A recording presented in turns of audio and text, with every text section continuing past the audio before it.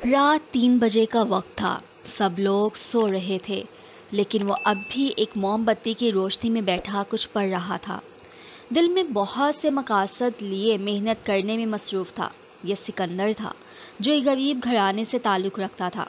इसकी उम्र तकरीबन 15 साल थी। इसे पढ़ने का बहुत शौक़ था, मगर इसके पास फ़ीस के लिए पैसे ना थे। वह अपने अब्बा के साथ सरदार साहब के घर मुलाजमत करता था। सरदार का भी एक बेटा था जिसका नाम हैदर था। वह हैदर से इसकी पुरानी क्लासों की किताबें लेकर पढ़ता था। इस तरह 5वीं जमात तक तो पढ़ लिया, मगर आगे पढ़ाई मुश्किल थी। अब हैदर की किताबों से पढ़ना नामुमकिन था। इन्हीं सोचों में कब रात गुजरी पता ही नहीं चला। अगली सुबह सिकंदर अपने बाप के साथ काम पर जाने के लिए तैयार हुआ।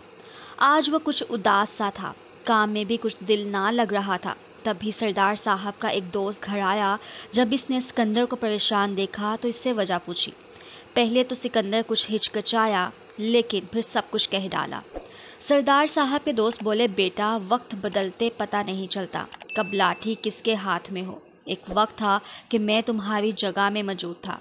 ये सुनकर सिकंदर हैरान हो गया। हाँ बेटा, यही सच है, लेकिन इस वक्त एक हमदर्द आदमी ने मेरी मदद की थी और मुझसे वादा लिया था कि मैं भी किसी ज़रूरतमंद तालिबे इल्म की मदद करूंगा। तो बेटा, आज मुझे तुम्हारी सूरत में वो ज़रूरतमंद तालिबे इल्म मिल गया है। अब तुम्हें भी मुझसे वादा करना होगा कि तुम भी किसी ज़रूरतमंद तालिबे इल्म की मदद करोगे। ये कहकर वो सिकंदर को लिए एक स्कूल की तरफ बढ़े। वक्त ने कैसे पहिए लगाए पता ही नहीं चला। आखिर 10 साल गुजर गए। एक बहुत उम्दा और चमकदार लिबास में मलबूस एक शख्स टेबल पर बैठा खाना खा रहा था। जब इसकी नज़र एक बच्चे पर पड़ी जो कि कागज़ के टुकड़े इकट्ठे करके इन्हें पढ़ने की कोशिश कर रहा था। इसकी आंखों की चमक ने इससे अपना बचपन याद करवाया। वो आदमी सिकंदर था। जब इसने बच्चे को देखा तो इसे सरदार साहब के दोस्त से किया हुआ वादा याद आया। वो अपनी टेबल से उठकर बच्चे के करीब पहुंचा और इसके सर पर हाथ रख दिया।